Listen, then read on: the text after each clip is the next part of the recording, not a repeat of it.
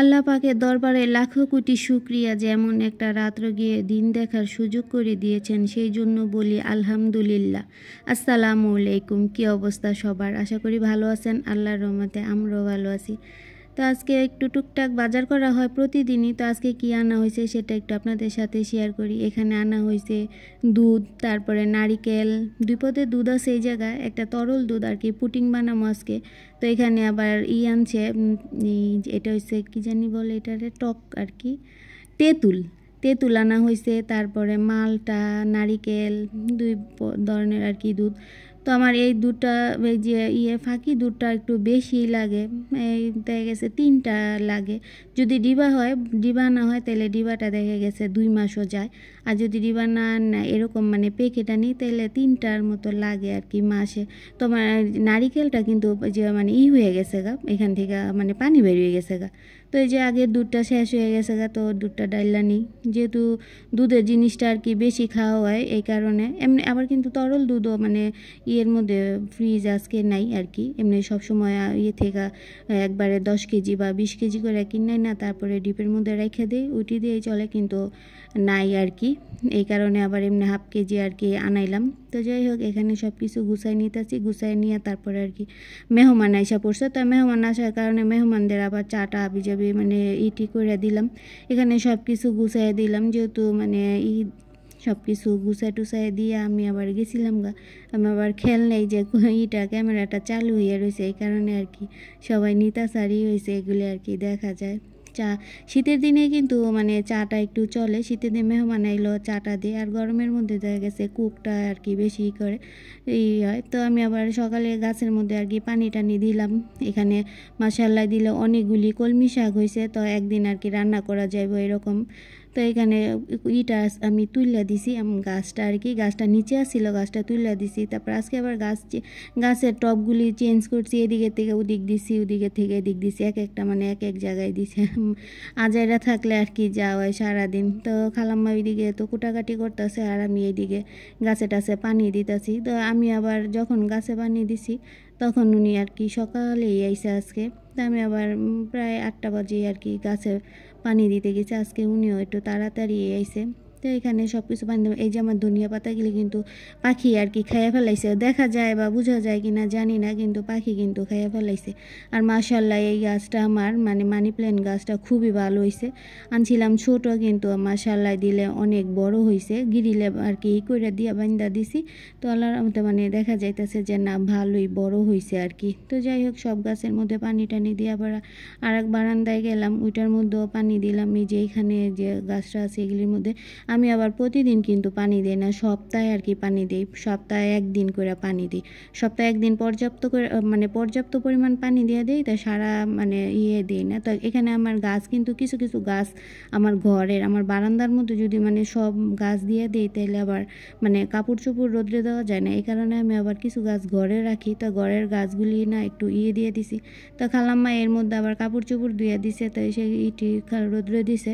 এই হলুদ চাদরটা বিছাইলে জানি না কি লেগে জানি হঠাৎ করে এরকম পোক আসে, মানে আমি জানি না কি লেগে, কিন্তু আজকে একটু আসিল কম আর কি পোকটা। তো হলুদ চাদরটা বিছাইলে মনে হয় বেশি রকম আর কি, এরকম ছোটো ছোটো, আর সারাদিন কিন্তু আসে না, মানে রাত্রেই আসে। তো আজকে বেশি কিছু রান্না করবো না, আজকে রান্না করবো লাল শাক আর মুরগির মাংস আলু দিয়া, যেহেতু মানে কালকে রান্না করা একটু আছে, ডাল আছে, তো এই কারণে ডাল কিছুই রান্না করলাম না, ডালও রান্না করলাম না, শুধু লাল শাক আর মুরগির মাংস রান্না করবো। তাও আবার মুরগির মাংসটা একটু মানে ঝোল টাইপের রান্না করবো, যেন ঝোল টোল দিয়ে হয়ে যায়।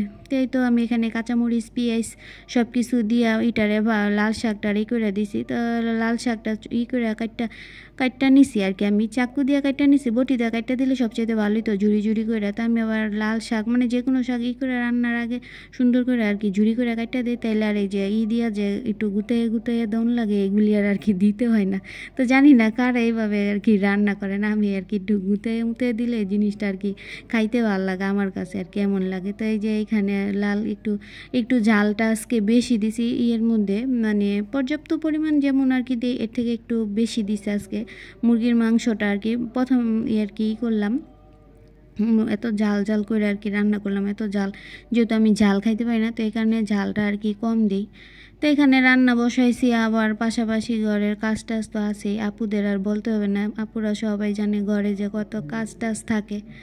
তো এই যে আমাদের রান্না বান্না চলতেছে, আবার ঘরে পাশাপাশি কাজও করতেছে। আর যেহেতু আমি গরমের দিনে মানে একদিন পরে একদিন খালাম্মায় ঘর মুছে, তা আমি আবার এর পরের দিন মানে উনি আর ঘর মুছে না, তো আমি আবার একটু এমনি দিয়া পোছা দিয়ে দিই। কিন্তু শীতের দিনে মানে প্রতিদিনই ঘর পুছতে হয়, কারণ শীতের দিনে ধুলাবালুটার ইটা বেশি থাকে, ডাস্টটা। তো এই কারণে এখন থেকে আর কি প্রতিদিনই ঘর মুছবো খালাম্মায়। তো এই তো আমার এইটাই হয়ে গেছে। তো এই কারণে আর কি ওনারে আর বেশি একটা দিলাম না, যে আমিও পাশাপাশি আর কি করতেছি, যেহেতু উনি একটু বয়স্ক মানুষ, এত কাজ আবার ওনারা মানে একবারে ঘর পোছা বা করবো। তো এই কারণে আমি আবার কিছু এদিকে সাহায্য করতেছি, উনি আবার ঘরটা পুষতেছে। তো উনি আবার বলতেছে ঘর পোছার আগে আর কি এগুলি একটু পরিষ্কার করে দিতে কইতেছে। তো আমি আবার মানে রান্নাটা থুইয়া পাক বসাইছিলাম, ওইখান থেকে এই আবার ফুল টুল পরিষ্কার করে দিলাম। উনি বলতেছে যে এগুলির মধ্যে ধুলা পড়ছে, তুমি এগুলি পরিষ্কার করে দাও। তো উনি ওনার কাজ করতেছে, আমি আবার এগুলি একটু পরিষ্কার করে দিলাম। দেখা গেছে পরিষ্কার করে দিলে ঘরটা মুছলো একটু ভালো লাগে। আর যদি এগুলি পোছাপাছি না করা হয় তাহলে আর কি ধুলা জমা থাকে, আর একদম মানে গরম জানি কেমন লাগে, আর ডাসে মানে ঠান্ডা লাগে, যেহেতু অ্যালার্জি সমস্যা আছে।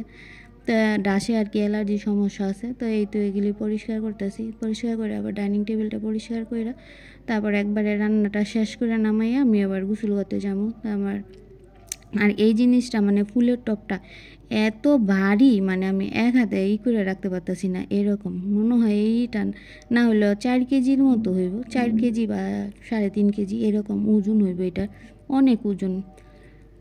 তো এইটি ফুলগুলি আমি মানে শখ করে আনছিলাম, যেহেতু আমি ওই যে ফুলের গহনা টহনা আর কি বানাই, তো এই ফুলের গহনার জন্য আর কি এগুলি আনছিলাম। তো ওইখানে তো এখন আর আমি করি না, ওই কাজটা মানে নিজেই বাসায় মামার মেয়ে আর কি পরে টরে। তো এই ফুলগুলি দিয়ে আমি একটা স্টেক বানিয়ে ফেলেছি, মানে ফুলের স্টেক। এইগুলি ফুলগুলি কিন্তু খুবই সুন্দর, একদম মানে গোলাপের মানে বাস্তব যেমন গোলাপটি এরকমই আর কি দেখা যায়। গোলাপটি অনেক সুন্দর, একটু মানে পড়ছে ধুলা পড়া জায়গায় এইভাবে দেখা গেছে। এগুলি তো আর সব সময় ধোয়া যায় না, তো তারপরও 2-2.5 মাস পর পরে আর কি ধুইয়া দিই। এত ধোয়া দিলে আবার মানে জিনিসটা নষ্ট হয়ে যায়, তো দেখা গেছে 2-1 দিন পর পরে ঝাড়ু টাড়ু দিয়ে একটু পরিষ্কার করে দিই, বা ঝাড়া টাড়া দিই, দিয়ে তারপরে একটু পরিষ্কার করে দিই। ফুলগুলি কিন্তু দেখতে একদম মানে লাগতেছে অথেন্টিক, মানে খুবই সুন্দর এই ফুলগুলি। দেখেন কেমন পড়ে গেছে গায়ে, যে এইটার মধ্যে সাদা সাদা দুলা দুলা। তো আর কিছুদিন পরে আর কি ধুমু, কিছুদিন পরে ধুইয়া তারপরে আর কি কিছুদিন পরে জানি না রৌদ্র থাকবো কি না। রৌদ্রর মধ্যে আবার যদি একটু রৌদ্র থাকে আর কি ধুইলে একটু শুকাইতে আর কি সুবিধা, যেহেতু বারান্দার মধ্যে একটু রৌদ্র আসে বা ঘরের মধ্যে রৌদ্র আসে, সামনে তো শীত।